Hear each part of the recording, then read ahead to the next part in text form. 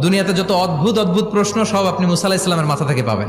বিভিন্ন বিষয়ে আল্লাহরে প্রশ্ন করতেন। সাইয়েদনা মুসা আলাহিস সাল্লাম আল্লাহরে বললেন, আল্লাহ আপনি আমার এমন একটা জিকির শিখাইয়া দেন যে জিকিরটার শব্দ আপনি আর আমি ছাড়া কেউ জানবে না।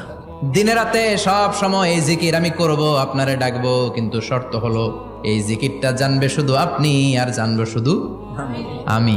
আল্লাহ বললেন, মুসা পড়ো লা ইলাহা ইল্লাল্লাহ। মুসা আলাইহিস সালাম কয়, মাবুদ এটা তো জাতীয় জিকির, সবাই জানে। আমি তো চাইছি এক্সেলেন্ট একটা জিকির, কারো কাছে নাই, শুধু আমি জানবো আর আমি পড়বো। আল্লাহ বললেন, মুসা এই লা ইলাহাকে যদি এক পাল্লায় রেখে দাও, তাম বিশ্ব, সাত আকাশ, সাত জমিনটারে তুলে যদি তুমি আরেক পাল্লায় রেখে দাও, লা রাজাহাত কাফাতু লা ইলাহা ইল্লাল্লাহ, মুহূর্তের মধ্যে লা ইলাহার পাল্লা ভারী হয়ে যাবে। ও মুসা, তুমি যতই এক্সক্লুসিভ জিকির চাও, লা ইলাহার চেয়ে দামি জিকির আমার কাছে নাই।